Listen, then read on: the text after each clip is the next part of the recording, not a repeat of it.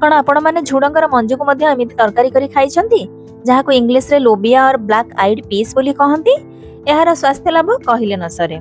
आपण समस्त को बहुत बहुत स्वागत एचएमएस ओडिया किचन को। एही मंजी रे प्रोटीन फाइबर आयरन भरपूर अछि। यह वेट लॉस पाई बहुत भलो, डाइजेशन पाई भलो, आपनको हार्ट आउ डायबिटीज रोगी मानक पाई बहुत भलो। एथरे अछि लो फैट, हाई न्यूट्रिएंट्स आउ एंटीऑक्सीडेंट रे भरपूर, मसल ग्रोथ करे, बोन हेल्थ पाई आउ गट हेल्थ पाई मध्ये भलो।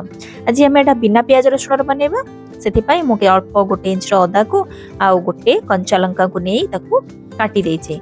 काटी गोटे टमेटो काटी ताकू वर्तमान ग्राइंड कर देबे भलो भाबरे। सबटा हम मसला टी भलो भाबरे बने दबा। सेति पाई मो अल्प टिके एठी नडिया नेची 4 ରୁ 5 पीस छोट छोट खंड करी काटी देइकी अल्प टिके पानी देई ताधरे टिके धनिया गोटा धनिया देई ताधरे अल्प गोलमरिच देई मो ताकू ग्राइंड कर देबी भलो भाबरे गोटे स्मूथ बैटर बने देबी। आमे जो झुडंगर मंजी सब मंजी को सिझेया पाए प्रेशर कुकर थिले देखंतु एटा वर्तमान पाए सिझी जाय छेटा बहुत कम सॉफ्ट हेता बहुत जल्दी सिझी जाय। तादे मु गोटे आलू टी देइथिली एठी देखंतु मु गोटे चम्मच घियो नेची मोटा बिना प्याज रसुण कहूची घियर फ्लेवर टा बहुत बढ़िया आसीबो। ता सहित गोटे गोटे सब मसला गोटा मसला सब मु ऐड कर देइची। अल्प टिके जीरा मध्ये हम आदरे पकेइबा आदरे पकेई ताको हमें भल भाबरे टिके भाजिया पे छाडी देबा। देखुछंती गोटा मसला जहा जहा सब पकोची ताको सब फॉलो करी आपण एमती पकांतु। एठी देखंतु भल भाबरे टिके एखनी भाजी हे गले अल्प टिके ताको हमें तादे जो पेस्ट बने के रखितले हमें से पेस्ट को एबे ऐड कर देबा। एठी देखंतु मु पेस्ट एबे ऐड कर देइची केते सुंदर स्मूथ पेस्ट हेइची। ताको वर्तमान आपण ए जो घियो मसला रे घियो रे आपण गोटा मसला दिया हेतला ताको आपण भल भाबर भाजंतु। मु एठी हेंगु पकेया को भूली जायतिली। हेंगु रो टेस्ट बहुत बढ़िया लागे। हेंगु पकेयाइले घियो रे आउरी बहुत बढ़िया टेस्ट आसे। भूली जायतिली जेहेतु ताको मु परे पकेइची आसी आपण चाहिले प्रथमे भी पकेइ पारिबे। एठी देखंतु मु हेंगु पकेइ सारला परे बहुत भल भाबरे ताको मसला टी को कसिया पई आउ टिके जीरा गुंड दे देइची आथिरे। जीरा गुंड हम धनिया बाटी थिले तो आपण टिके जीरा गुंड एठी ऐड कर देबे। जीरा गुंड ऐड कर दी कि वर्तमान मु ताको भल भाबरे गोळे गोळे की कसी देबे। ताको भल भाबरे टिके पानी मरी गले टिके तार तेल अंश बाहरी आसिले तापरे हमें ताको भल भाबरे हे जाइछ बोली जानिबा। एठी देखंतु पानी टिके टिके मरी आछि।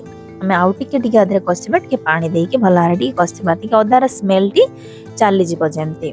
देखंतु भल भाबरे कसी हे गलाणी एबे एते सुंदर भाबर देखा जाउछि ना आमे आधरे लंका देइछु ना आमे किछि देइछु। एते तथापि एते सुंदर कलर भी आसीछि।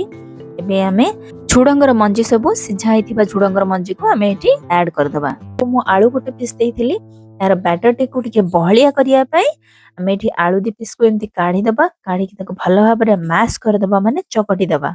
चकटी देई एठी ताके आमे तापर एथि ऐड करले यार मोटा बहलिया हे थाए तार झोलटी जोटा को हमें भात हो रुटी हो जो थ्री भी पारिबे आपण खाई पारिबे। बहुत टेस्टी बहुत हेल्दी मध्य आपण को हेल्थ बेनिफिट्स तो मु प्रथम रु कहिछि आपण को पाई बहुत बहुत एटा स्वास्थ्यप्रद जिंस।